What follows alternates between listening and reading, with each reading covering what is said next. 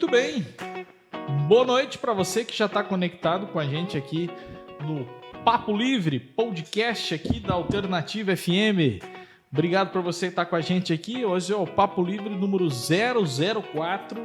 Estamos recebendo aqui nos estúdios da Alternativa FM o nosso grande Gustavo Aquino, né? Uma pessoa fantástica, qual eu tive o prazer de conhecer há algum tempo, um grande profissional, e está aqui para bater um papo com a gente hoje aqui na Alternativa.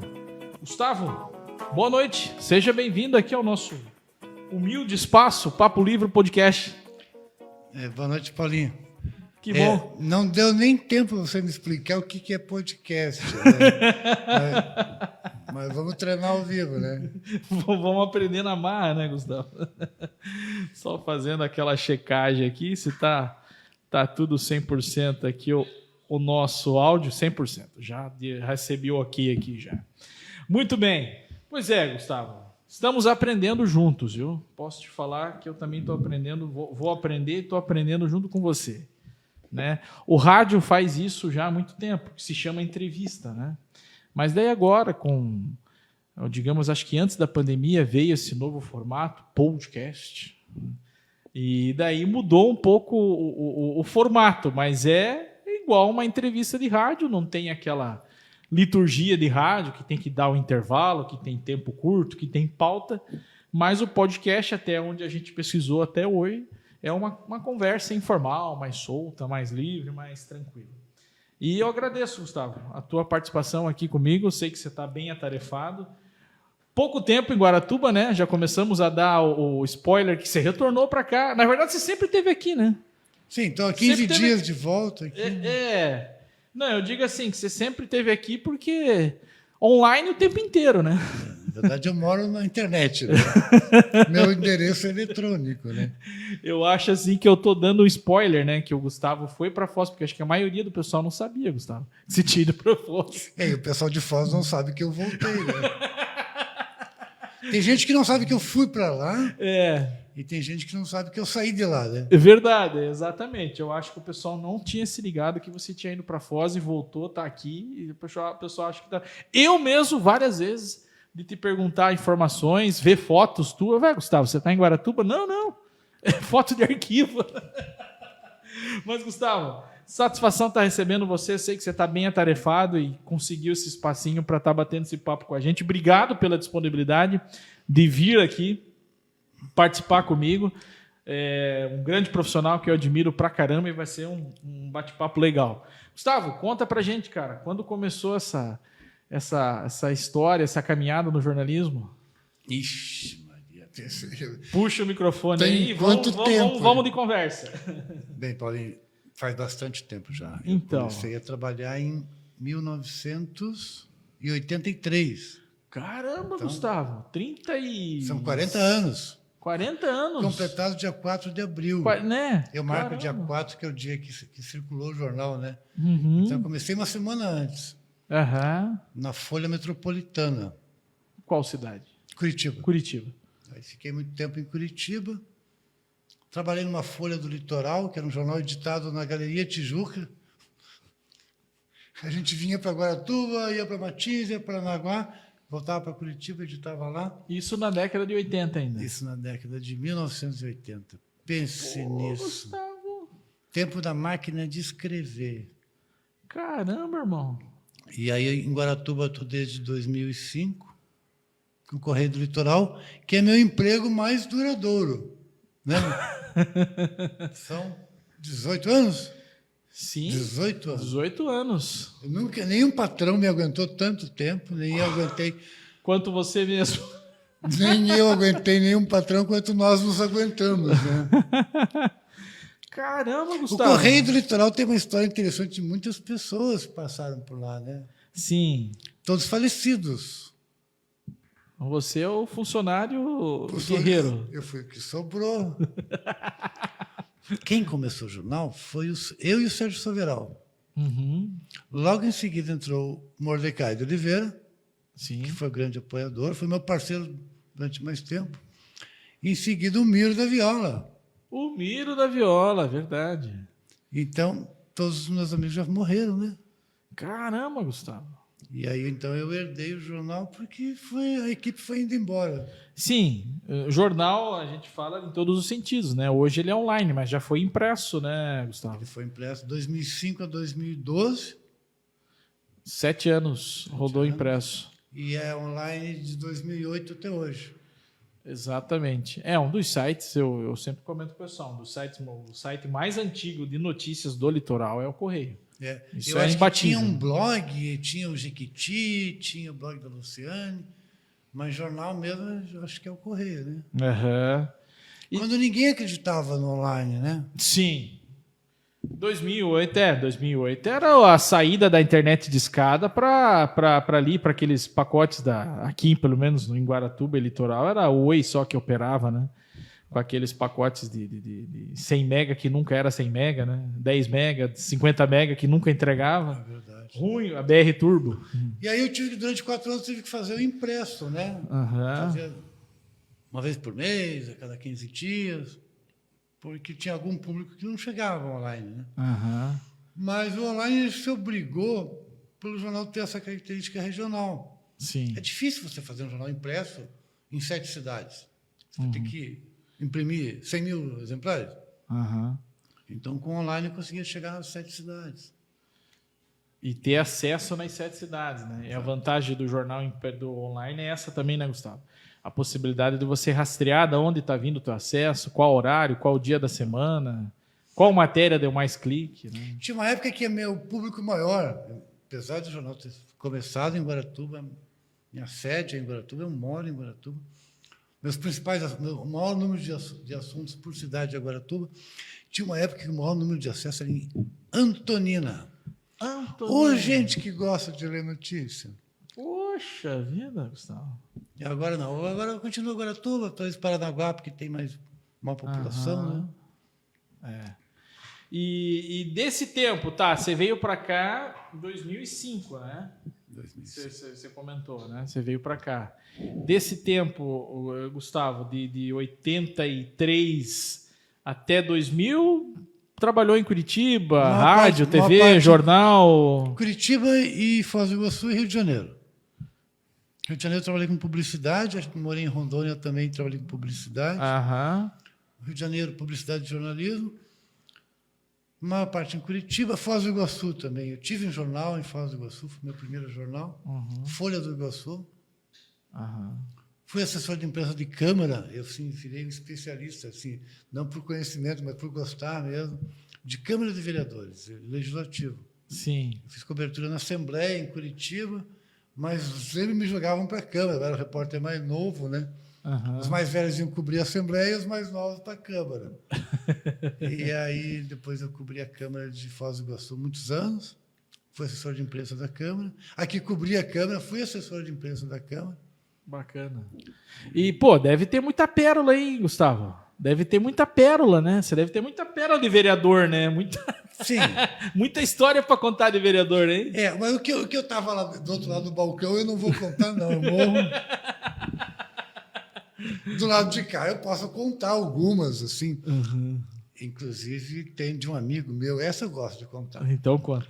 Que foi o motivo que eu fiz a primeira entrevista aqui na Rádio Alternativa com o Eloy, porque eu pedi um direito de resposta aqui na rádio.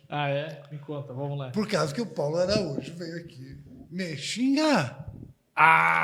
Eu lembro dessa. Cara, essa briga foi tão legal. 2012, 2014, acho que por aí, né? Cara, essa briga foi tão legal que a gente ficou muito amigo, eu e o Paulo, sabe? O processo demorava muito. Ele me processou e eu o processei. Então foram 4 audiências, o criminal e o civil, de ambos. Ele perdeu as 2, eu ganhei as 2. Né? Não, na verdade não ganhei. Ele fez transação penal, né? Mas ele não ganhou. Mas, na verdade, como o processo demorava muito, a briga, a nossa raiva já tinha acabado, então a gente se encontrava no fórum e ficava batendo papo. Caramba! Quer dizer, você fez amizade com ele no meio do caminho, então. No meio do caminho. Daí eu não ia tirar o processo, nem ele quis tirar. E voltava ali para a discussão, a gente um contra o outro, mas aí terminava, um abraço, aí se encontra. Isso é Guaratuba, né? Não, eu digo assim que isso é Guaratuba e é um pouco de política também, né? E também assim, eu acho que foi tudo Porque acho que se fosse em outro setor não ia ter Exato. isso. Ia levar até o final, né? E ali era um rompante, eu acho assim, eu vou dizer que eu estava certo, lógico. Ele provavelmente acha que estava certo. Mas não tinha nenhum motivo grave. Tentou me retirar da sessão, porque eu fiz a matéria que ele não gostou. Mas também já passou, e não era nada grave, não é uma denúncia de corrupção, nada. Uhum. Pois é. Tem alguma coisa para falar daquela situação? Tá aberto o espaço, Gustavo. Mas eu lembro disso daí, cara. Eu lembro que daí depois foi instituído o famoso cercadinho na Câmara, né? Você apelidou de cercadinho até. Exato. Eu acompanhava as suas matérias. Porque, na verdade, assim, político do interior, político no Brasil, político no mundo não está acostumado à crítica. Político no Brasil, mais ainda. E político em cidade pequena, menos ainda. Então, eu fazia uma cobertura da Câmara, como eu faço jornalismo hoje menos, porque eu não cubro só política, eu cubro principalmente meio ambiente. Eu acho que eu cansei um pouquinho daquele cercadinho da política. Minha vida inteira eu fiz política, desde 22 anos. Eu fui repórter de política. E eu estou meio cansado de política. Mas, na época, eu fazia uma cobertura da Câmara contando o que estava acontecendo. Então, assim, os vereadores estão votando esse assunto. E falava com todas as letras. Então, isso começou a criar um clima, e eu acho que as pessoas envenenaram o presidente da Câmara. Olha, o cara está te atacando. E não tinha ataque nenhum, nada. E aí tentaram me proibir de eu entrevistá-lo. Eu fui para cima, tipo, tinha acabado a sessão. Não, o senhor não quer falar, então declare que não quer falar, eu vou colocar na reportagem. E aí ficou um clima ruim, e aí instituíram uma norma para a imprensa teria que se cadastrar para poder participar da sessão. Eu ia como cidadão, e aí que é um clima assim chato. E, na verdade, assim, era chato do ponto de vista da relação pessoal, mas do ponto de vista jornalístico era ótimo, porque todo mundo estava lendo o jornal, porque tudo era polêmico, né? O fato, quando você impede um jornalista de trabalhar, você está dando uma notícia para ele. Ele tem a matéria já. Todo dia não fui falar com tal fulano e fulano não quis declarar. Você já tem a notícia, ótimo, é a mais fácil de fazer, né? Não dá nem trabalho. Verdade. E dá leitura. Então, assim, mas eu acho que Guaratuba também assim, tem esse aspecto de qualquer cidade, mas também tem um aspecto de gostar de imprensa.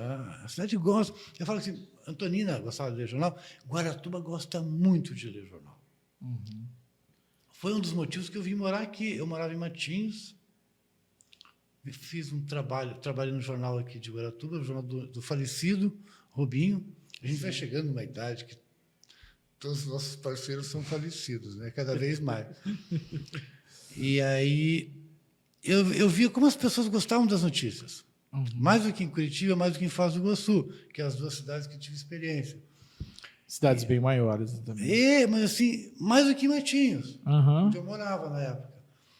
Todo mundo gostava de notícias. Daí eu falei, poxa, que legal fazer jornal aqui.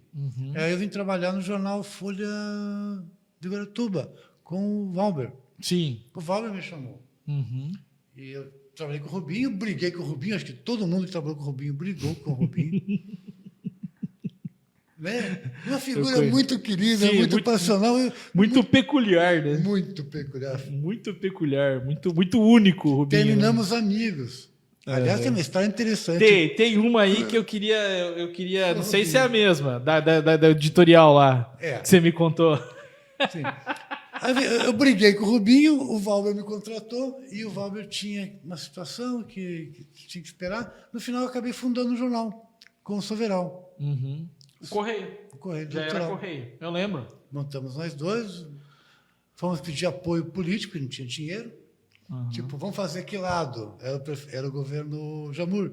Aí a oposição precisava de um jornal, aí ele me apresentou Oliveira passou a nos apoiar e conseguia recursos. E para não fazer um jornal tendencioso, ou sim, é um tendencioso, mas para não fazer um jornal mentiroso, eu adotei o seguinte slogan: Correio do Litoral, que na verdade era Correio do Povo de Guaratuba. Depois virou Correio do Povo do Litoral. Depois Correio do Litoral. Leia a nossa versão. Tipo, a gente não dava a notícia isenta, imparcial. A gente dava uma versão dos fatos.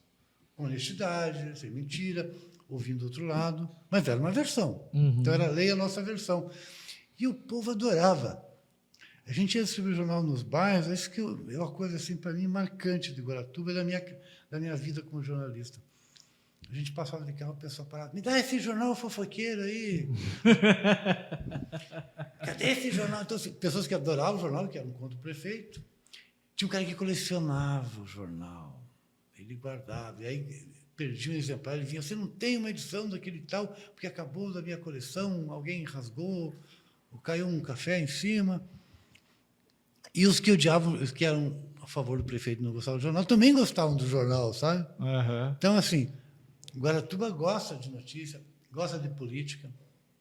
Aqui os políticos têm que aprender. Tipo assim, você pensa que você está manipulando o povo? Não, o povo está do teu lado porque tem uma aliança contigo. O eleitor é igual digamos assim, tem interesse dos dois lados? É, assim como os políticos. Se você faz uma aliança... Tem interesse dos dois lados. Tem o político com o povo e o povo... Se você faz aliança com um político, seja de esquerda, de direita, de um partido A, do partido B, tem interesse, que seja ideológico, político, de espaço, econômico, etc. E com o povo aqui também é. Se você pensa que você vai ganhar... Vamos dizer assim, eu vou pegar 10 vereadores, eu vou ter os votos 10? Não. Porque cada vereador não manda nos seus votos. As pessoas estão com o vereador, mas podem estar com outro amanhã. Sim. Mesmo porque cada eleitor aqui conhece, pelo menos pessoalmente, 50 candidatos a vereador. Que é amigo dele, que é parente dele, que é colega dele. Então, sim, as pessoas têm relação direta com a política, né? Isso é interessante. Né? O que eu falo assim é bem clichê, né, Gustavo? A cidade com o maior CNPJ até a prefeitura, é natural rolar isso, né?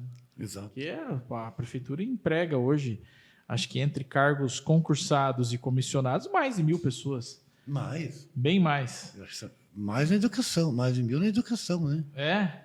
Então, quer dizer, são 1.000 pessoas, quer dizer, são 1.000 famílias, né? E o impacto que dá isso na cidade dá em torno aí de 4, 5 mil pessoas para mais, né? Exato. Então, quer dizer... trabalham diretamente, né? A cidade acaba respirando muito a política local, né? Mas não era essa história que eu lembrei. Eu lembrei de uma outra história que você me contou uma vez. Você tinha o Correio e o Rubinho tinha, acho que era Guará Notícias, ou Guaratuba Notícias, uma coisa assim. E vocês sempre se encontravam lá uma vez por semana... E batia um papo, tomava um chopp ali, conversava e tal. E daí o Rubinho estava sem jornalista. E pediu para você fazer um editorial, né? Ele falou para você, conta essa história aí. Você, faz o editorial, mas mete pau no teu jornal. Exato. Nessa época, o Correio ainda era oposição ao prefeito Jamur, e ele fez o Guará Notícias. Ele tinha Notícias de Guaratuba, e depois ele... mudou para Guará Notícias. Sim, sim. E o jornalista dele era o Joel Lourenço. Finado. Mais um. Finado. Meu Deus do céu. O Joel não apareceu para trabalhar naquele dia. O Joel, quando tomava uns goles, ele dava uns perdidos mesmo. E aí o Rubinho estava desesperado para fechar o jornal e o Joel não aparecia. E aí ele falou, você pode fechar o jornal para mim? Fechei o jornal, fiz as matérias, mandei para ele. Ele falou, eu quero um editorial. Mas como meu jornal era oposição e o dele era a situação, ele queria criticar a oposição e queria criticar o Correio do Litoral. Ele falou, você tem coragem? Eu falei, eu tenho. Daí, custa tanto. Tipo, ele me pagava $200 para fazer o jornal, eu quero mais 100 para fazer o editorial. Aí fiz o editorial, mas detonando o Correio do Litoral. Detonando você mesmo, né? Dizendo que o jornal era um pasquinho de oposição, que história, né? Irresponsável, que não tinha compromisso com a verdade, que não tinha compromisso com a cidade, aquelas coisas. Sim. E ele adorou. Aí fiz o editorial, ele me pagou, tá? Resumindo. Na semana seguinte, veio o troco. Meu jornal, eu fiz o editorial contra o jornal dele, defendendo o meu jornal e atacando o dele. Do mesmo padrão, não fiz mais nem menos. Mas ficou muito bravo comigo. Ele achou que eu traí ele.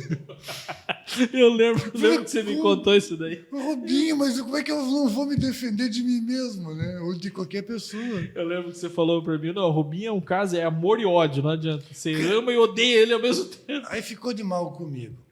Ai, Até que um dia o Joel faltou de novo, ele me ligou. Gustavo, vem fechar meu jornal. ele tinha uma voz bem embargada. Ah, eu ia, cara, porque Rubinho, eu gostava muito do Rubinho. Minha família gostava muito do Rubinho. Uhum. E só eu que tinha ódio dele, às vezes, né? Amor e ódio. Minha família toda gostava dele, sabe? Não, eu lembro que a gente se encontrou depois numa campanha política, até a gente trabalhou junto numa campanha política, e daí ele era candidato a vereador. E daí eu lembro que você dava altos slogans pra ele, assim, ame ou odeie, não sei o que. Você dava uns slogans pra ele. E eu me acabava de rir com aquilo. Ele pediu pra gente ajudar na campanha, né, Paulo? Eu lembro. Então, Era ele e o Eros. Lembra do Eros Fanini? O Eros Fanini estava ajudando ele também. O Eros Fanini, que era meio que o coordenador dele. O marqueteiro dele. Isso. E o Eros muito sério, jornalista, sério. Sim. E eu falei, gente, não vão nessa, porque o Rubinho não é essa figura séria, ele é uma figura controversa. Então era bem nessa linha, né? Rubinho, ame o... Eu lembro que você dava uns slogans assim, era amor, não sei o que, mas eu me marrachava. Rubinho, ou amor ou ódio. Vocês vão ter que me engolir. Isso. E foi bem isso aí mesmo que aconteceu. Bom, a gente está aqui ao vivo no Facebook. Você pode mandar sua mensagem ao Tavinho, grande jornalista Gustavo Aquino. Abraços. Abraço, Tavinho. Bom, pode mandar aí mensagem eu pra posso, gente. Eu posso dizer o meu Pix aqui? Pode, o Pix está liberado. Essa é boa, né? É verdade. Mas aí, para comentar tem que mandar um Pix primeiro, né? Pode ser. Você quer mandar uma pergunta polêmica aqui pro Gustavo? Manda um Pix aqui para ele mostra o comprovante e a gente faz a pergunta. Não, tá liberado. Mas, gente, seguinte, Gustavo, você sempre atuou, então, na questão de políticas, né? E da questão política local, estadual. Teve algumas experiências, acho que até com governadores, né, Gustavo? Eu trabalhei muito. Olha, trabalhei com o Rubinho. E quando eu te conheci, você fazia umas matérias para o Requião. Eu lembro que você tinha uma parceria com o velho MDB de guerra lá. Com o Requião, com o João Arruda, com o Pessutti. A mais duradoura é com o Requião, né? O primeiro jornal que eu trabalhei, a Folha Metropolitana, foi um jornal, Rosnel Bond, que surgiu em apoio ao antigo PMDB. Na redemocratização, na eleição do José Richa. Mas o Rosnel era ligado ao Roberto Requião, ao deputado Roberto Requião. Então, o jornal a pessoa política que sustentava o jornal, do ponto de vista da sustentação política, de fazer os contatos, era o Requião. E eu sempre fui petista. Tem algum problema? Não, né? Não, de forma alguma. Bom, gente, desculpa, eu sou petista, tá? Eu nasci assim. E o jornal... E o Requião tinha um trabalho muito grande com as associações de moradores.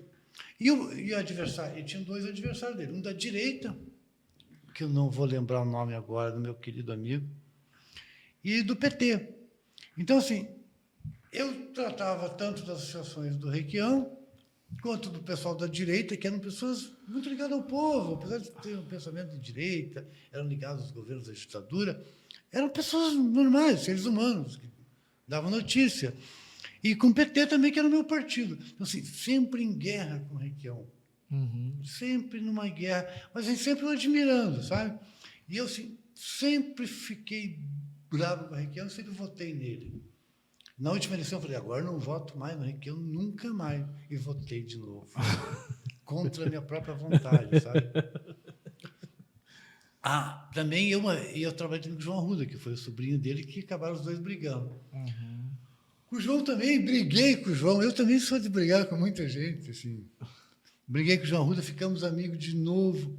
E aí ele precisava de um jornalista, eu estava aqui em Guaratuba, não tinha ninguém em cima da hora para fazer uma convenção, que elegeu o João presidente do partido, antes do João ser candidato a governador. E aí eu chego lá no diretório do PMDB, onde eu trabalhei, eu fui diretor de imprensa há alguns anos ali, e aí eu encontro o Requião, sabe? Eu vim ofegante, porque é uma escadaria enorme, mas ele estava ofegante porque pessoal já com idade, né? Eu vi ele, eu sentei do lado dele, nós dois assim, respirando forte, assim, eu pensei, puxa vida, somos dois velhinhos aqui, né? Aí eu peguei assim, abracei o Requião, assim, peguei no ombro dele e falei, pô, Requião, que bom ficar aqui do teu lado, cara. E aí ele me segurou também, assim, porque ele queria respirar. Eu falei, que bom, né? Que bom te ver. E esse dia ele compartilhou um Twitter meu, sabe? Ah, é? Então, assim, é um político totalmente controverso, uma pessoa difícil de lidar. Minhas brigas com ele, algumas políticas, sim, mas sim, pelo jeito dele, meio, totalmente momentos de estupidez. Mas, cara, eu acho assim, um político único no Brasil, do ponto de vista de acreditar nas coisas, de ter fidelidade ao seu pensamento. Requião é único. Eu do Requião, eu lembro até na história recente do impeachment da Dilma, todo aquele processo ali, o Requião firme dentro do MDB, defendendo o PT, mas o próprio MDB era a favor do impeachment. E ele ia para plenário e ia João Arruda votou a favor do impeachment. E ele ia para o plenário do Senado, né? Ia lá no Senado e firme, com posições firmes. E foi um senador crítico ao PT, brigava com o Lula, brigava com a Dilma. Sim, depois Hoje ele está brigando com o PT de novo, né? Mas, assim, ele acredita nas coisas, ele é muito corajoso, é único, sabe? Ele é o contrário dos políticos, aqueles que sim, são camaleões, que estão sempre mudando de lado a favor dos seus interesses. Sim. Que não tem a menor lealdade. Fala mal de um político, amanhã ele está abraçando o cara. Não tem nem vergonha. Porque é normal que você esteja de um lado, depois você mude de lado. É normal que você faça alianças, que você apoie uma pessoa que você não concorda 100%. É normal. Isso é política, isso é vida humana. Você faz isso no condomínio. Você vai conversar com o síndico, mesmo não gostando muito dele. Às vezes você faz uma aliança com o vizinho que é chato para derrubar o síndico que é desonesto. Né? Você precisa gostar do vizinho. Aonde não tem guerra, tem... Aonde não tem diálogo, tem guerra, né? Onde não tem diálogo, tem guerra, né? Aí tem alguém que fala assim, que a guerra é a política por outros meios, né? Essa é uma frase. Também. Aí tem a frase contrária, né? Que a política é a guerra por outros meios. Né? Exato. Então, assim, o Requião é bem diferente de certos políticos que a gente vê cada vez mais aqui na política do Paraná, que são figuras amorfas, que não têm... Estiveram com o PT, estiveram com o Bolsonaro, agora estão ficando meio PT, apoiam o governante de plantão.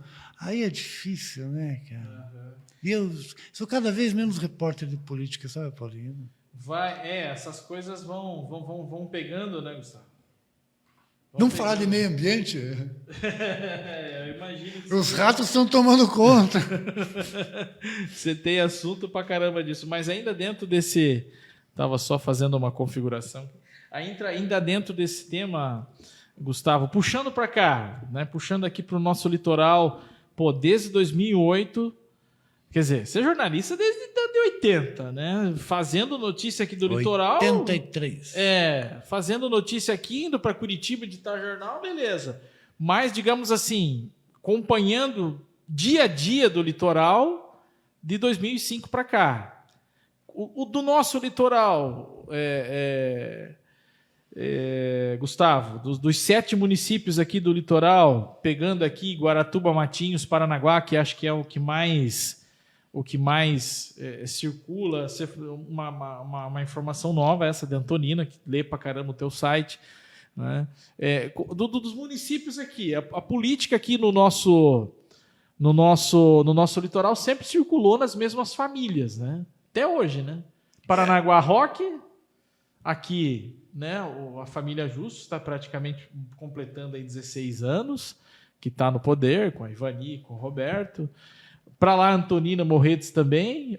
Como você faz essa avaliação assim das gestões, das cidades? Você monitora tudo isso daí, tem informação para caramba, né? Eu acho que não é diferente do que acontece no Brasil, mas particularmente no Paraná. Tem o professor Ricardo de Oliveira, que é um estudioso, que, aliás, assim, é uma sumidade nacional em relação às famílias políticas. Aham. Então, ele vê dois aspectos. Na política e no judiciário é onde existe mais o nepotismo. Então, assim, o litoral, eu acho que reflete o que é no Paraná. Você vê deputados, famílias de deputados de várias gerações, que aí o cara é deputado, mas ele tem o prefeito, tem o vereador, a mulher é vereadora, depois é prefeito, depois ela é deputada.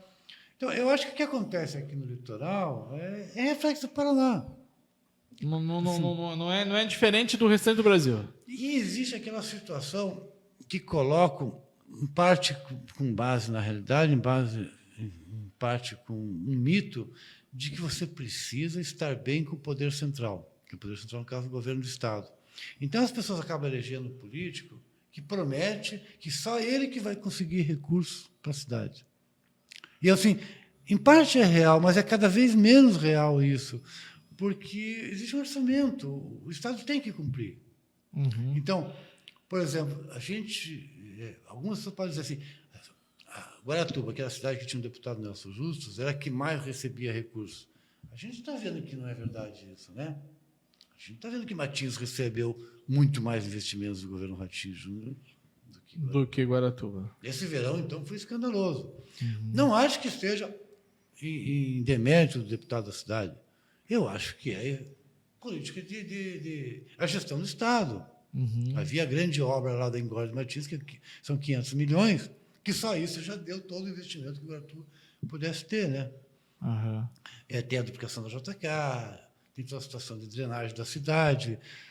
Pontal, eles tinham aquele projeto que não deu certo até o momento da duplicação da PR-412, lá. Aquele trecho lá de Pontal aí na BR, né? Que vai, 277, né? Aquela estrada no meio da Mata Atlântica, uhum. para favorecer um porto. Uhum. Favorecer, criticamente ou não, mas assim, era favorecer o transporte portuário, né? Então, assim, eu acho que esse mito de que as cidades precisam de ter um político que traga recursos favorece quem está no poder. Quem está no poder é uma família. E a gente vê, por exemplo, que esses políticos não gostam de dividir o poder. Então, ele prefere deixar para um filho, para um irmão, para um sobrinho, do que entregar para outro. Uhum. Entregar, né? Como se fosse ser dono da cidade. Sim, sim. E acabou acontecendo. Paranaguá foi diferente um pouco, porque o Mário Roque era uma figura fora da política. Ele era um sindicalista. Uhum. Ele era um outsider. Ele foi e ganhou o espaço político lá, que haviam outras famílias mais tradicionais. Paranaguá é a cidade mais antiga do Paraná. Sim. Né? É a cidade mais antiga do Paraná. Lá foi a primeira capital. Então, Paranaguá, sim, tem grandes famílias. E o Roque, pai, ele foi um outsider, é uma figura que rompeu com os grupos políticos lá. E aconteceu de o filho ser uma única alternativa numa eleição. Uhum. Em que ele não era o favorito, ele era o segundo, ele era o terceiro. Havia o André Pioli, que era o favorito, que era um cara que tinha sido ligado ao PT, tinha saído do PT, então ele tinha voto contra ele, voto anti-PT, e tinha o PT contra ele, né? Então, ele de primeiro caiu para segundo. Tinha o prefeito da época, que era o Edson Kerstin, um médico, que era o vice do Roque, pai. Do Marcelo, né? E uma figura assim, que não era muito popular, muito populista, acho que um político sério, mas não tinha muito traquejo político. E o Marcelo Roque acabou se elegendo assim como zebra. Eu, nessa época, participei da campanha, fui contratado pelo Fábio Campana para trabalhar na campanha do Alceuzinho Maron, que era um cara muito preparado, eu acho mais preparado. Só que era tão preparado que a cidade não gostava dele, era muito técnico, né? Uhum. Muito moderninho. Teve uma passagem ali junto com a TV. Hoje está no Porto, né? Está no Porto de Paranaguá, o André Pioli, não é André Pioli? O André Pioli está. O Alceuzinho. O Alceuzinho Maron. Não, Alceuzinho é verdade. E depois... O Alceuzinho é verdade. O Alceuzinho era meio PSDB, pô. O Alceuzinho foi deputado suplente, assumiu. Foi do Porto, foi diretor do Porto. Não foi o geral, mas foi acho que o segundo ou terceiro lugar lá. E ele depois ele foi adversário forte do André Pioli.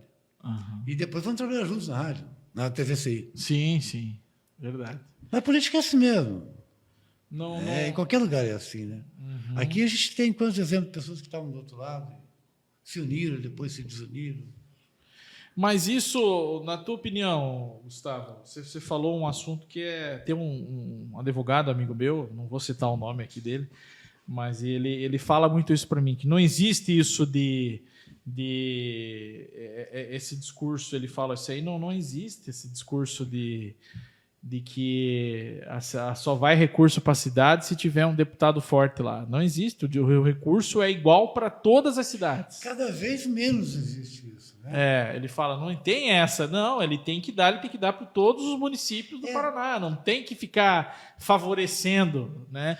Daí, se você for puxar a história política do Paraná, você viveu isso daí na prática, por ser jornalista desde 80 e pouco, dizem que quem fatiou isso foi o Cury, né?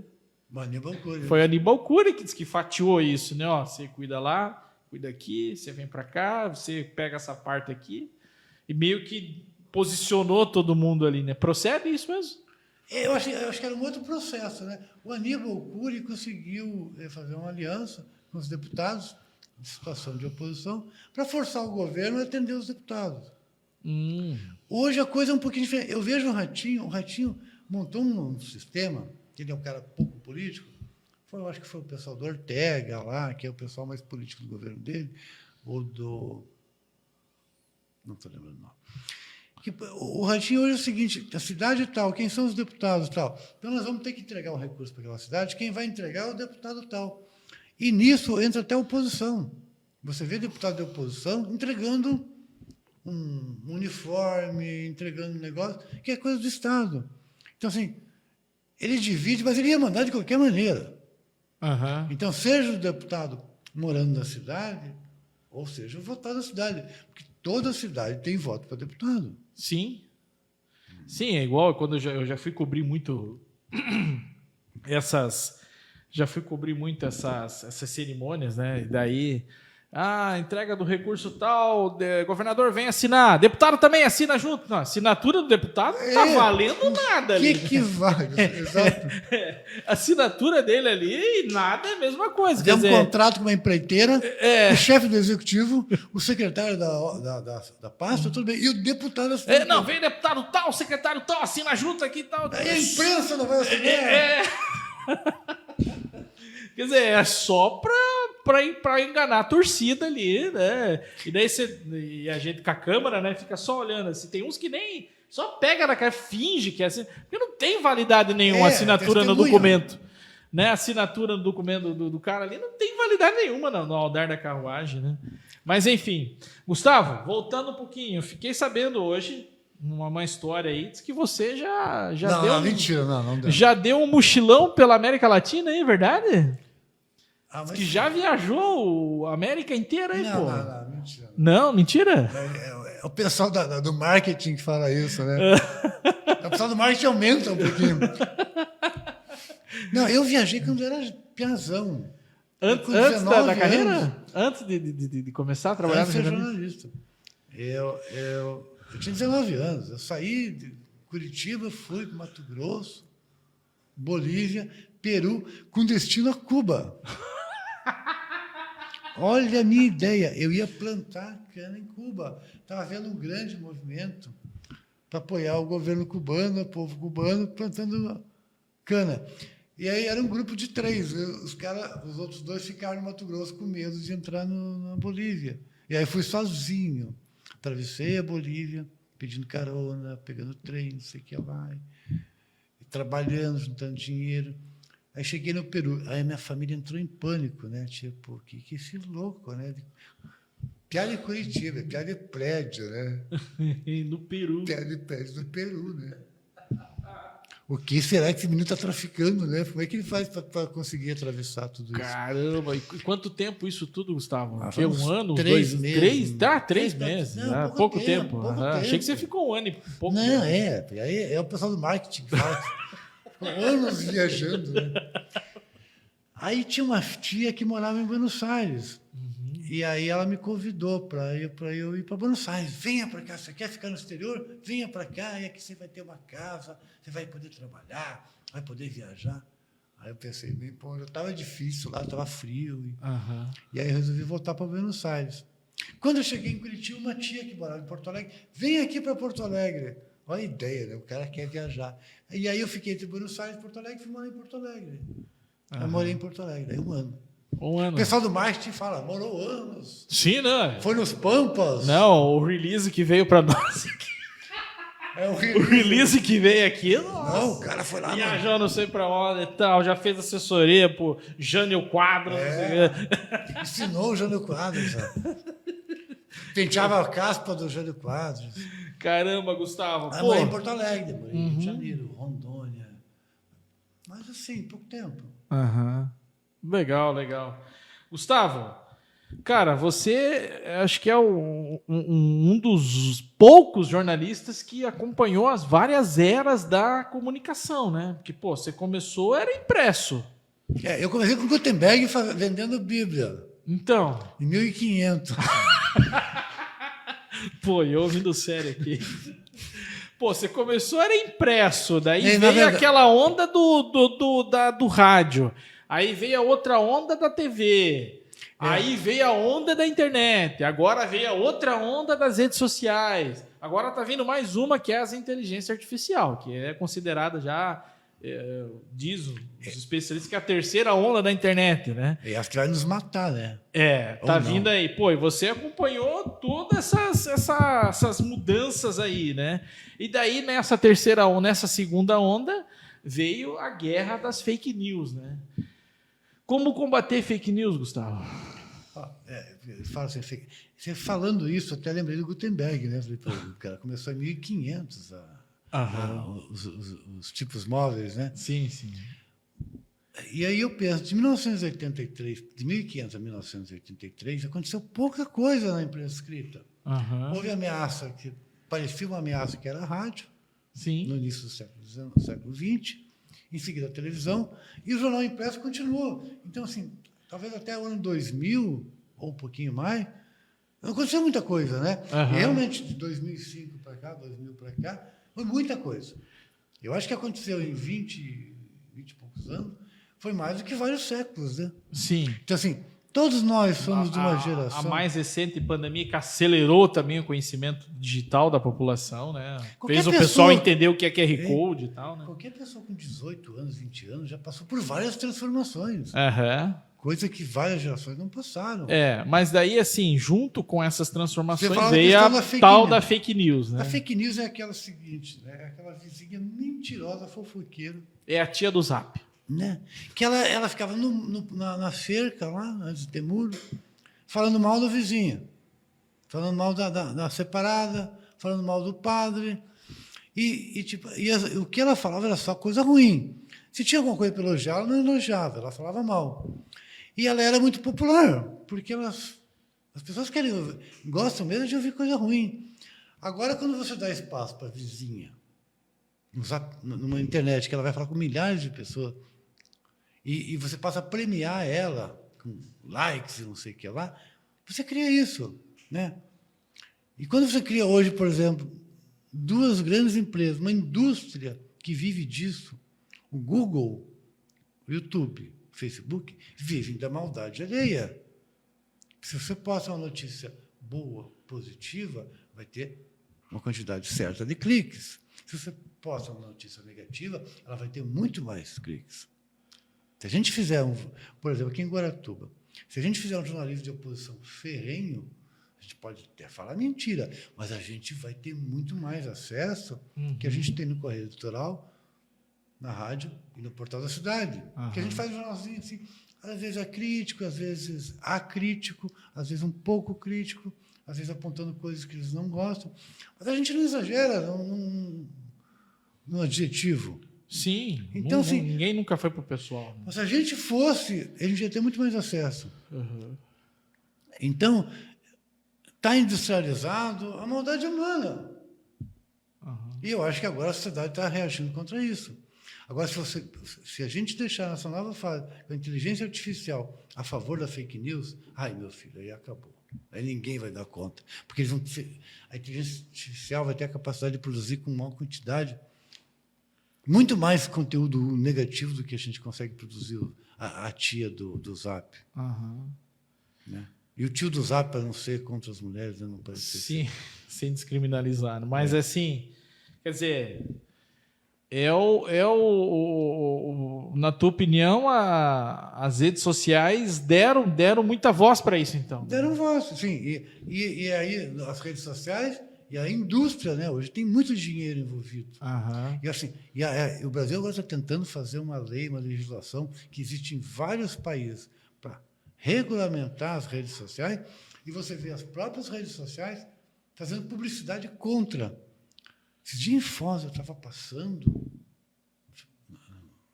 Almirante Barroso, numa rua ali, tinha um rapaz que estava instalando um cabo, provavelmente de internet, telefone, eu acho que ninguém instala cabo de telefone, e estava explicando para o outro como o governo estava querendo fazer censura ao tentar regulamentar as redes sociais.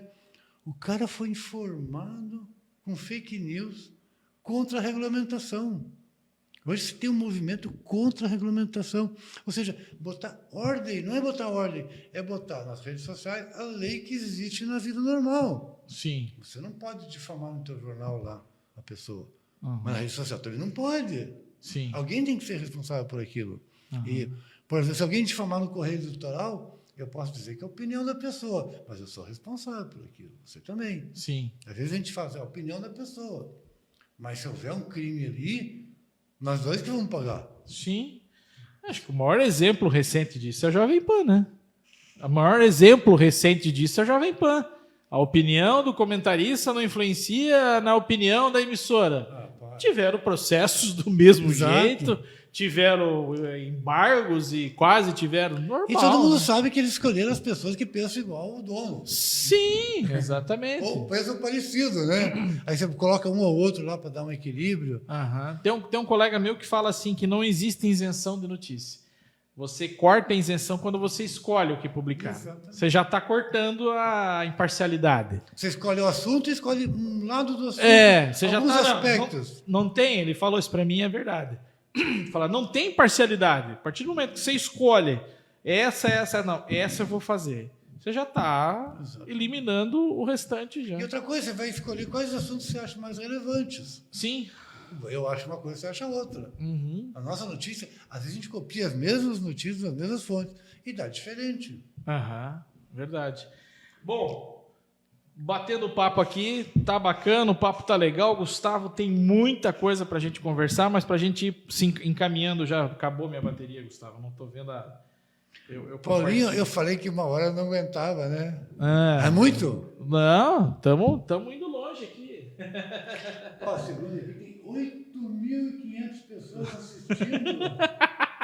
Eu não estou enxergando direito aqui. É isso.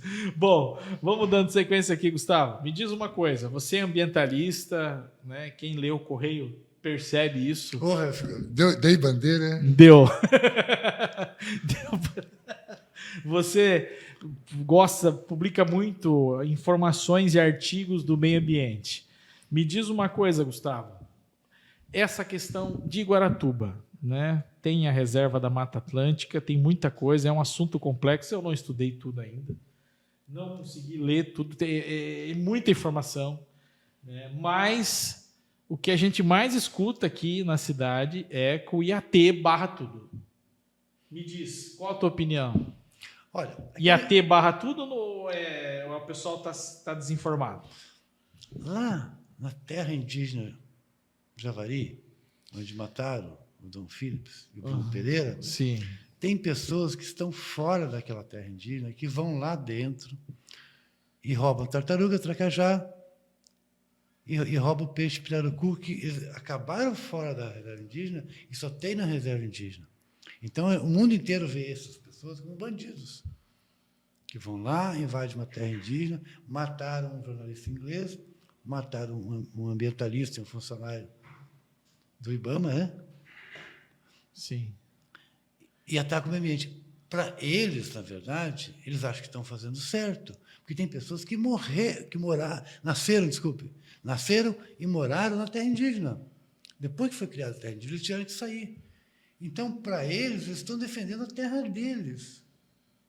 Mas para o mundo, não. Eles vão ter que abrir mão daquilo, vão ter que abrir mão do lugar onde nasceram e vão ter que ficar fora. Eles vão ter que abrir mão daquela receita do peixe pirarucu, do tracajá, e achar outra fonte de renda. Eu acho que os órgãos públicos, cabe aos órgãos públicos, cabe a um monte de gente aí, encontrar uma forma de população viver.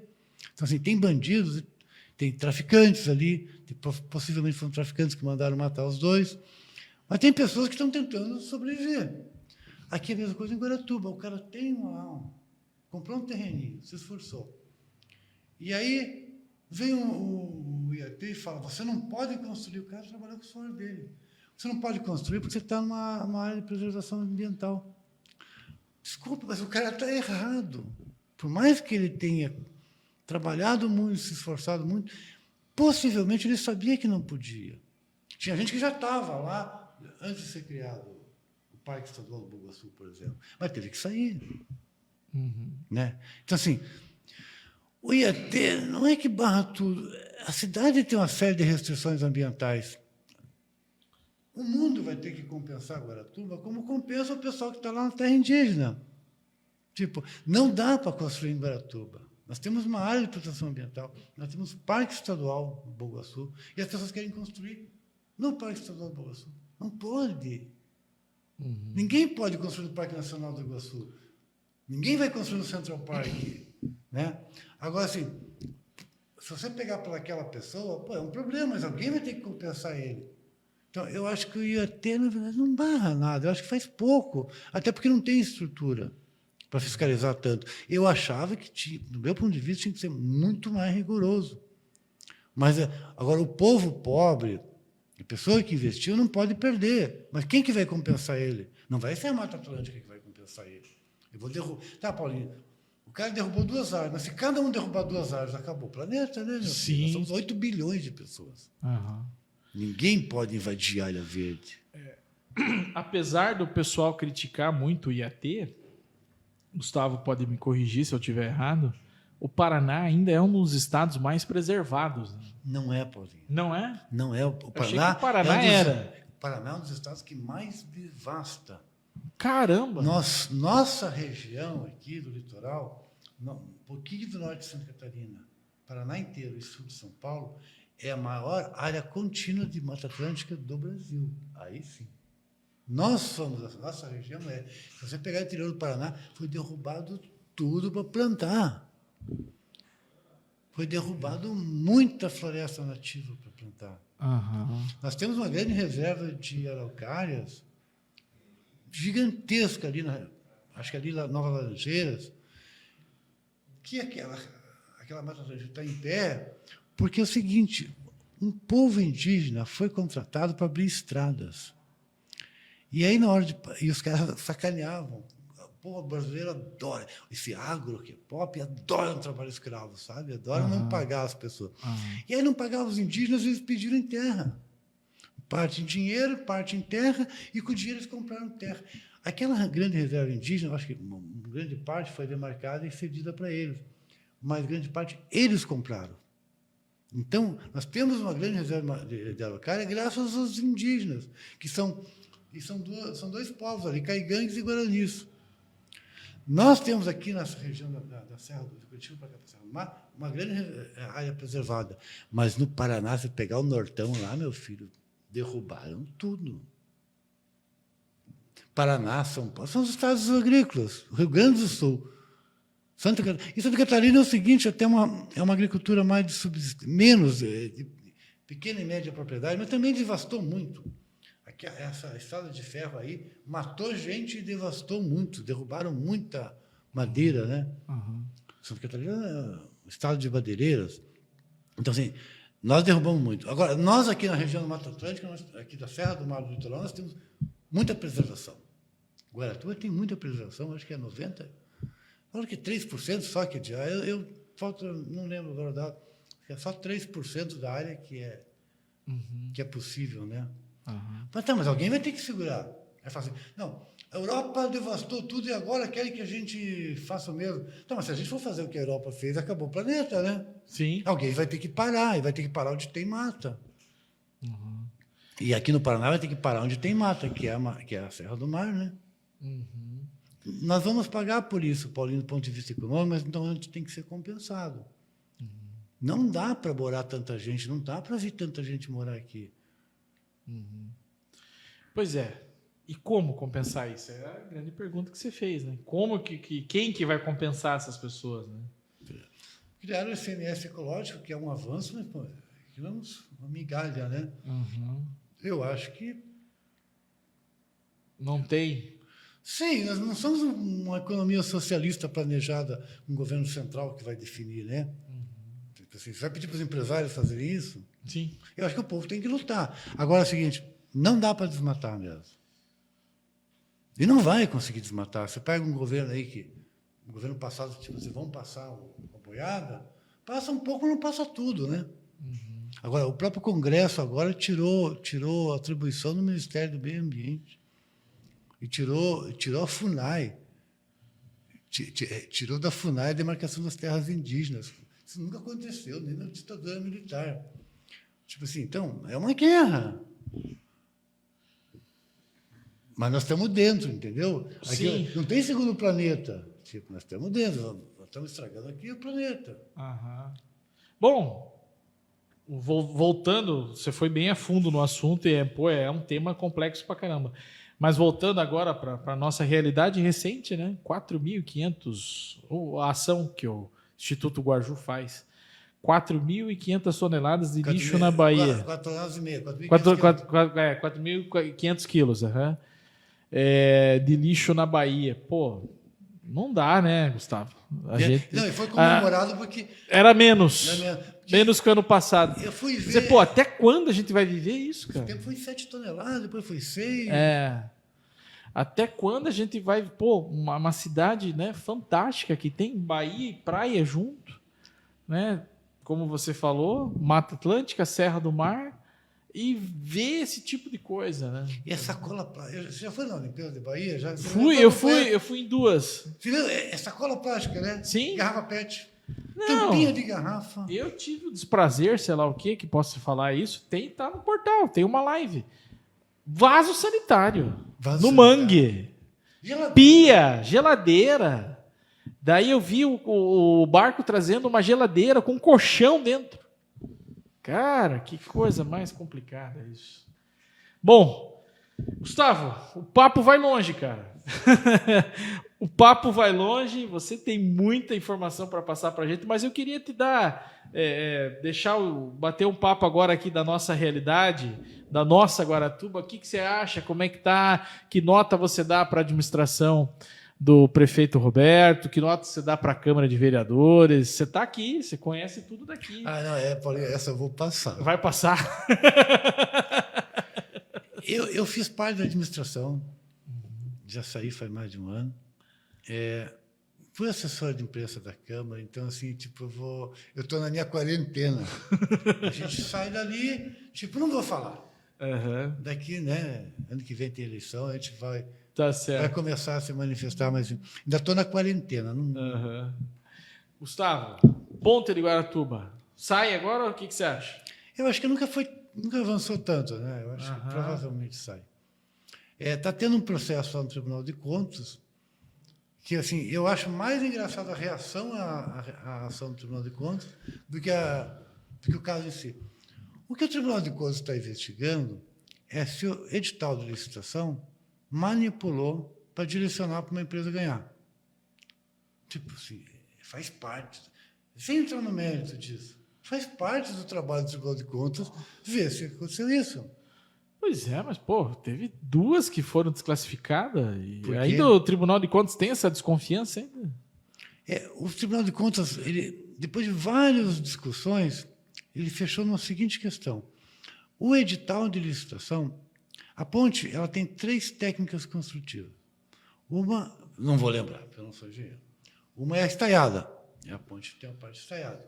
A outra parte tem um outro nome, que é um tipo de blocos de concreto. E tem uma terceira técnica construtiva.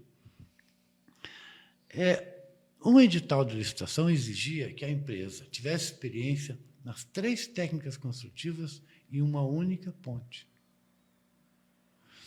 E aí, várias empresas, não, já fizemos as 3 técnicas várias vezes. Já fizemos a técnica 1 e a técnica 2 na mesma ponte. Fizemos a técnica 2 e a técnica 3 na mesma ponte. Fizemos a técnica 1 e a técnica 3. Mas nunca fizemos a técnica 1, 2 e 3 na mesma ponte, porque nunca foi preciso. Sim. Não vale, só valia que tivesse feito. Aí só tinha uma empresa. Então, o Tribunal de Contas questionou, há uma representação de uma empresa que perdeu, obviamente, dizendo que isso é uma exigência ilegal, porque só uma empresa teria capacidade disso. Ou talvez outras tivessem. Se reúne um consórcio. Sim. Aí tá, ali tem o conhecimento. E aí, né, o Tribunal de Contas fez um painel com engenheiros do DR, engenheiros do Tribunal de Contas e engenheiros do Instituto de Engenharia. Os engenheiros do Instituto de Engenharia acham que essa exigência é abusiva. E ali, engenheiros que construíram pontes. Vários engenheiros nesse painel, que durou algumas horas, vários engenheiros que construíram várias pontes falaram, não precisa ter as 3 técnicas. O pessoal do DR falou, não, essas 3 técnicas, elas agem em conjunto, não é 3 coisas separadas, elas têm que estar juntas. Aí o engenheiro fala, não, a pressão, digamos, do veículo numa parte, enquanto está fazendo pressão na estaiada, não está fazendo na outra parte. Aí ele explicando tecnicamente que as 3 tipos de construção são independentes. Quem sabe fazer os 3 pode juntar os 3 no mesmo lugar. Sim. E aí, então, ficou um debate, se foi forçado ou não. Qual que é a minha conclusão? Não sei, Paulinho. Não sou engenheiro. Eu posso desconfiar do DR? Posso. Posso desconfiar dos outros também? Posso. Não tenho conhecimento. Mas uma coisa que eu digo, o Tribunal de Contas tem direito a fazer isso. Sim. Está na função dele. E nós temos o direito de desconfiar. Uhum. Agora, o fato de a pessoa querer a ponte não obriga a pessoa a querer achar que a licitação está super certa. Tá, e se esperar mais um ano? E se tiver chuncho? Se tiver roubo? Se tiver algum político recebendo dinheiro? Né? Eu acho que não é certo. Tá no direito de exigir, de cobrar. Assim como o Ministério Público, que várias vezes segurou a obra, por exemplo, da juíza local, segurou a obra. E dizem que ela atrasou a obra em 2 anos. Você lembra como é que aconteceu? O Ministério Público Estadual entrou com um pedido na Justiça, alegando que o governo não poderia licitar o EIA-RIMA, que é o Estudo de Impacto Ambiental e Relatório de Impacto ao Meio Ambiente, junto com a obra da ponte. Primeiro, você faria o estudo ambiental, com base no resultado, você poderia licitar, porque você saberia qual objeto seria licitado. Tipo, nós precisamos de uma ponte de 1 bilhão, de 2 bilhões e 500 milhões.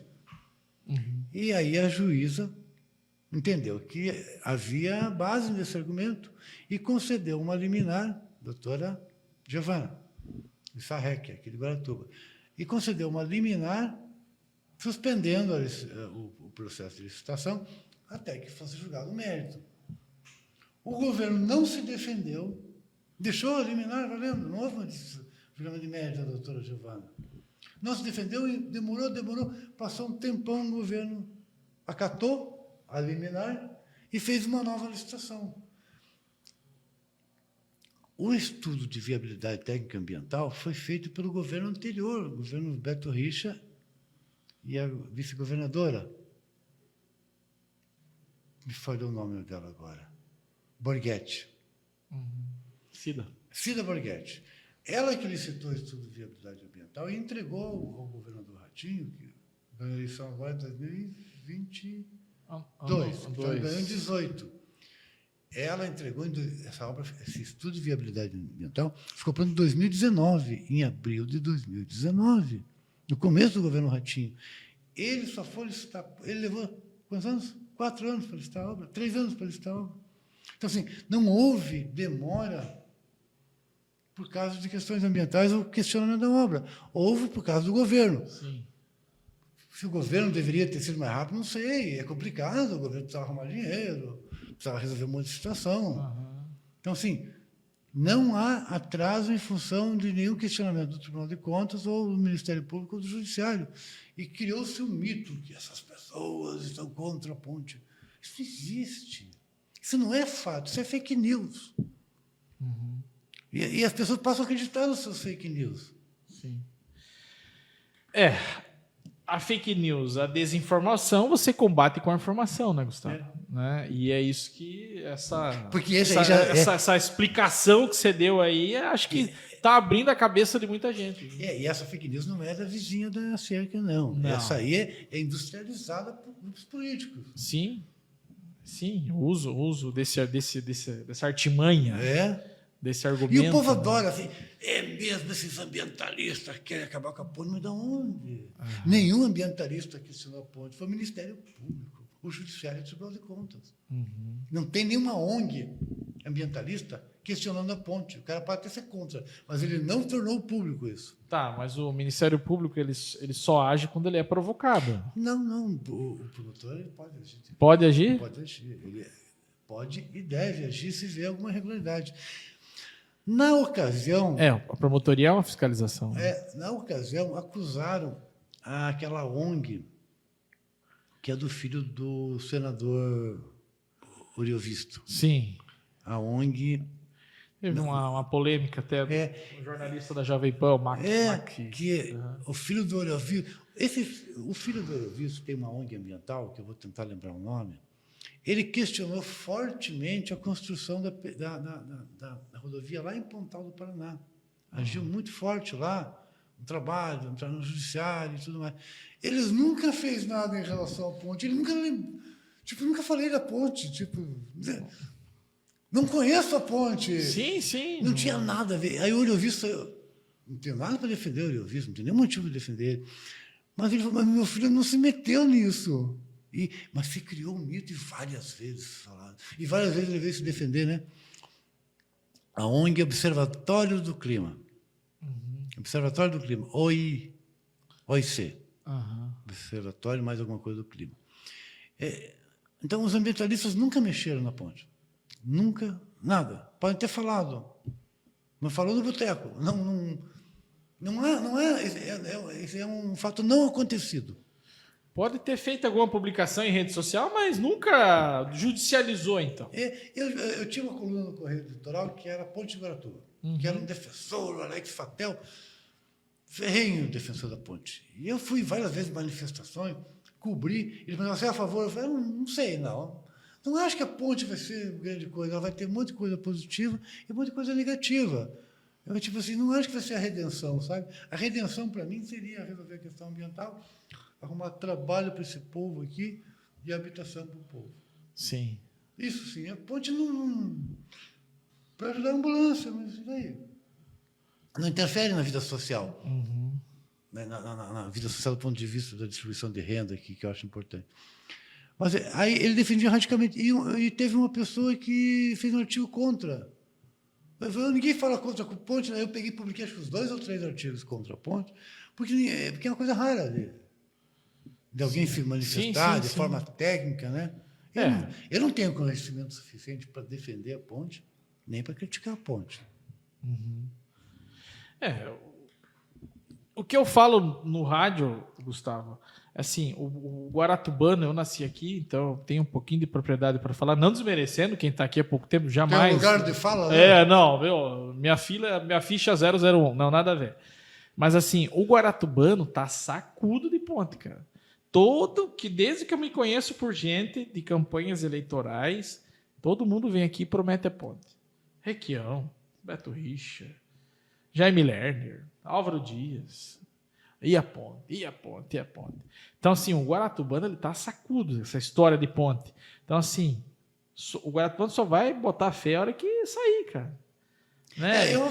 Eu fui ali para Paranaguá semana retrasada, numa questão de saúde, numa consulta médica, daí eu vi a placa lá, A ponte já é realidade. Bom, realidade a hora que estiver pronta, né? Ainda não, né? Realidade só na maquete lá, no outdoor, né?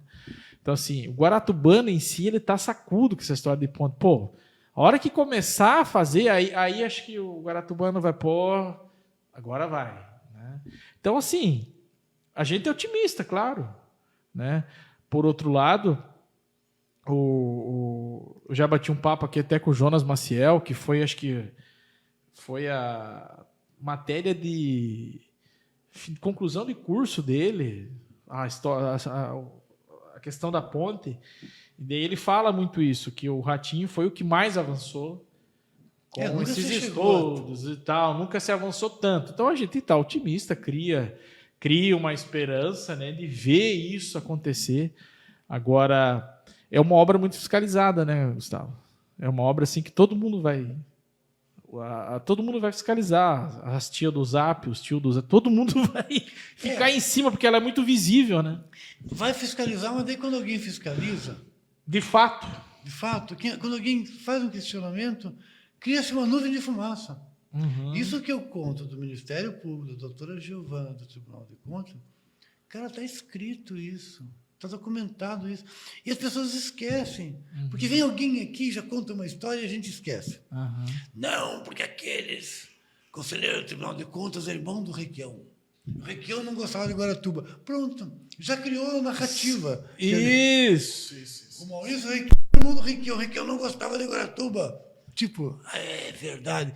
Vamos analisar os fatos? Vamos. Né? Tipo, as pessoas não querem. Por sorte que o pessoal aqui não tem coragem de falar mal da doutora Giovana, porque foi ela que barrou. Ela barrou no liminar. Ela não julgou errado a ponte. Ela pediu um tempo para os caras demonstrarem que deveriam fazer a licitação junta. Tanto não demonstraram que não fizeram junto, que separaram a licitação. Uhum. Então, assim, quando fiscaliza, vem a mentira. Daqui a pouco alguém fala lá que vê uma coisa errada.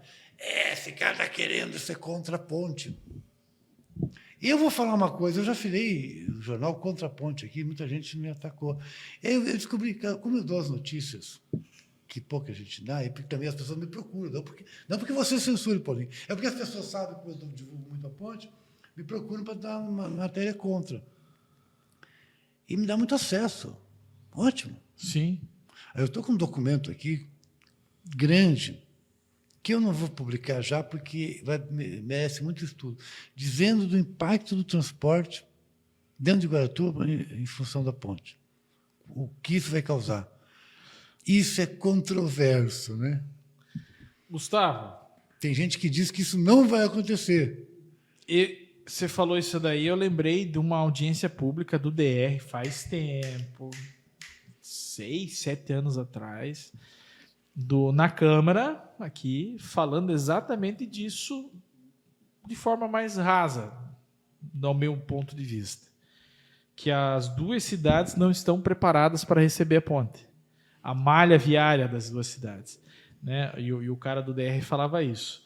Ele falava, o palestrante lá, né? Ele falava assim, ó, hoje vocês têm um movimento de X, com a ponte vai ser X, Y igual, vai ser um triplo.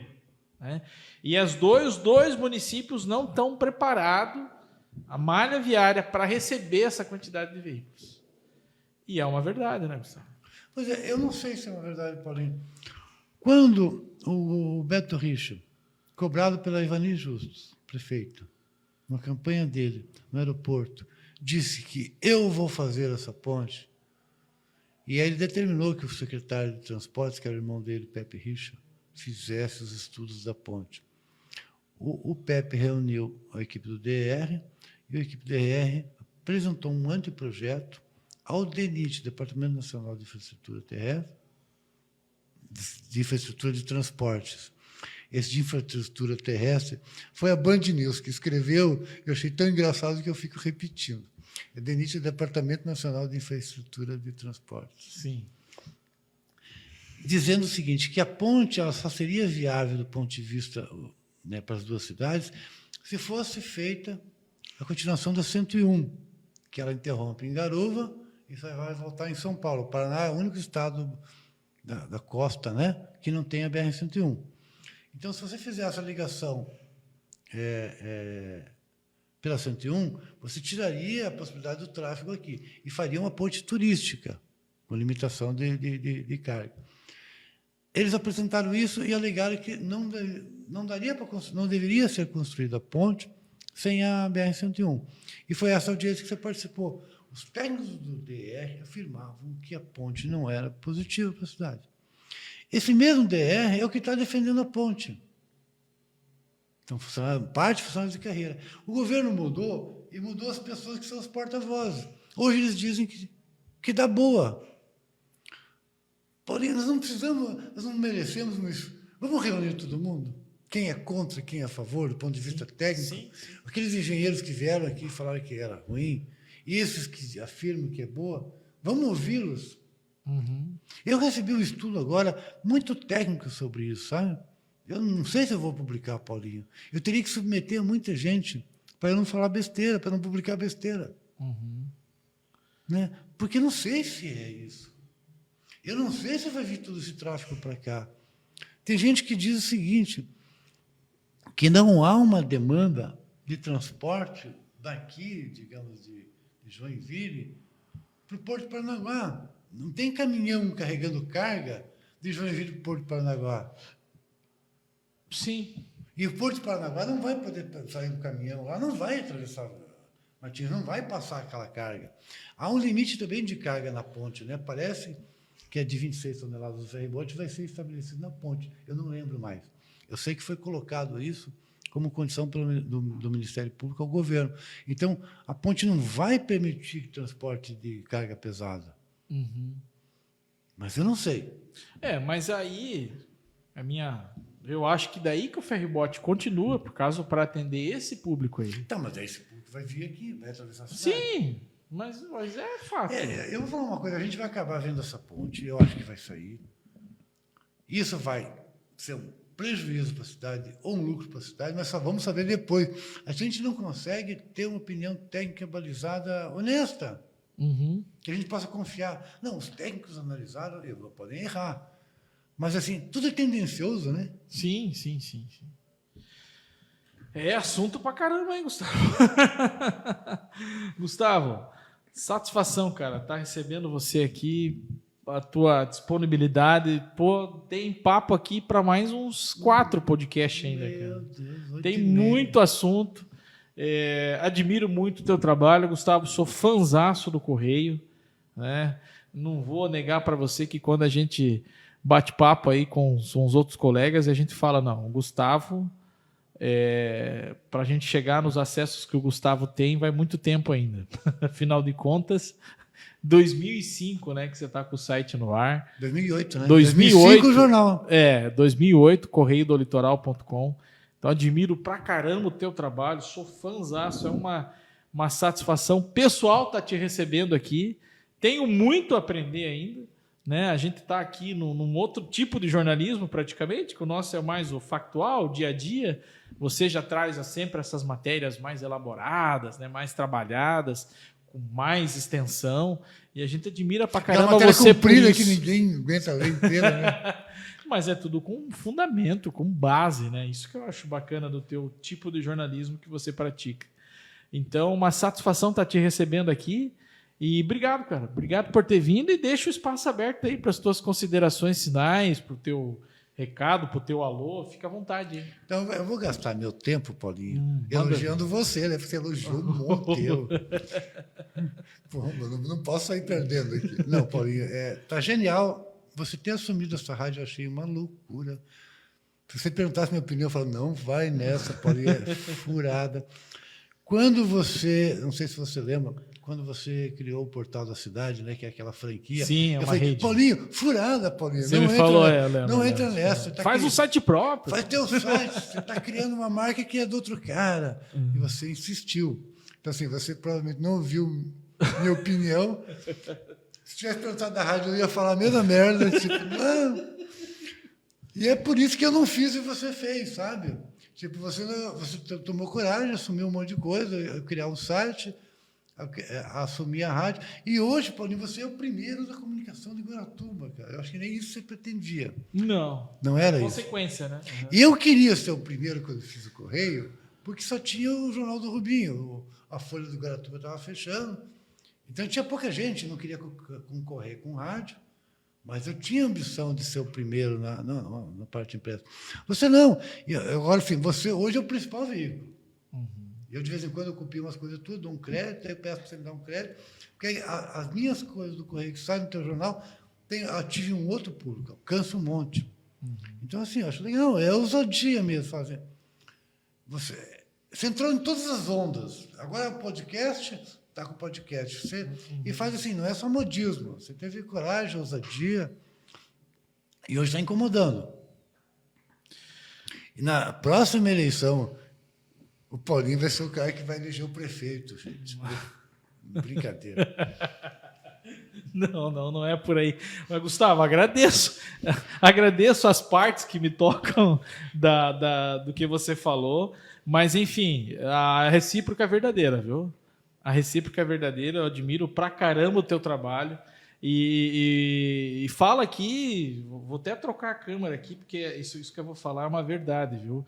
Do litoral do Paraná inteiro, são poucos os veículos que prestigiam, que tem essa camaradagem entre a gente. E o Gustavo, o Correio tem essa marca. Você nunca deixou de citar matéria de outros colegas quando você pega. Você sempre cita. Até se os caras errarem, a culpa é deles, né? Eu confiei. E eu copio isso de você também. Eu levo isso à letra também. Eu sempre cito. Então, assim, isso é algo inédito, algo assim que não existe muito no nosso meio. Tá todo mundo pegando a matéria do outro e não dando fonte, não dando crédito. E o Gustavo é um dos poucos que ainda fazem isso. E eu acho muito bacana isso e falo para todo mundo. Não, o Gustavo a gente respeita porque o Gustavo além de ser um baita jornalista, tem essa característica que deixa ele ainda mais profissional, né? Ainda engrandece ainda mais o teu trabalho. Mas obrigado, Gustavo. Obrigado mesmo, cara. Um abraço, amigo. Obrigado mesmo por ter vindo aí. Eu sei que eu peguei 1h30 do teu tempo. Você estava com revista para fechar lá. Dá um spoiler aí, que revista que é essa aí? Me diz aí. É uma revista, Almanaque do Futuro. Almanaque do Futuro? É uma revista tradicional de Foz do Iguaçu. Que eu sou legal. o editor da revista. Que bacana. Mas, na verdade, o editor é o Rogério Bonato, uma figura conhecidíssima lá. E ele me contratou para dar uma ajudada nele, só ajudo na revista. Só faz. E aí, ele botou meu nome de editor, quando eu vi. Uau! Já contei, não sou eu, não. Tá? Bom, e acesse, né? correiodolitoral.com, fique bem informado. Tem outro jornal, correiodoparaná.com. É um jornal lá de Foz do Iguaçu. Que legal. Mas você dá um espetáculo lá também ou não? Eu escrevo o jornal todo dia, sozinho. Que legal. Certo? Então é teu veículo. Você sair. Eu escrevo também na coluna no jornal G-Dia, lá de Foz do Iguaçu. Eu trabalho também na Rádio Massa. Sim, Massa FM Litoral, verdade. Você acabou de falar. Um abraço pro Cadu. Cadu é o gerente da Rádio Massa do Litoral. Diretor de comercial, é o apresentador, faz tudo lá. Não, a Massa FM é forte ali em Paranaguá. Exato. Caramba, então acesse aí, nas redes sociais, pesquise aí Correio do Litoral, ou pelo próprio nome Gustavo Aquino, você vai encontrar lá o Instagram, Facebook. Teu Twitter é o mais bombado do Litoral, né? Já foi, eu acho que você tem quase 8 mil seguidores. Eu tô ali brigando para conseguir mais 5, você já tem 8 mil. Você tem bastante gente lá no Twitter, o Instagram, o Facebook e o site, né? O site teu é muito acessado, tem muitas matérias legais lá. correiodolitoral.com, siga nas redes sociais aí, Gustavo, acompanhe o trabalho do Correio do Litoral. Gustavo, brigadão mais uma vez, tá? Obrigado por ter vindo. E é isso aí, pessoal. Vai estar na íntegra o podcast já no Facebook, no YouTube e vai estar no Spotify também, no canal da Alternativa e no canal do Papo Livre. Vai estar na íntegra o podcast lá. Pessoal, obrigado por estar aqui com a gente. Obrigado por estar aqui no podcast da Alternativa.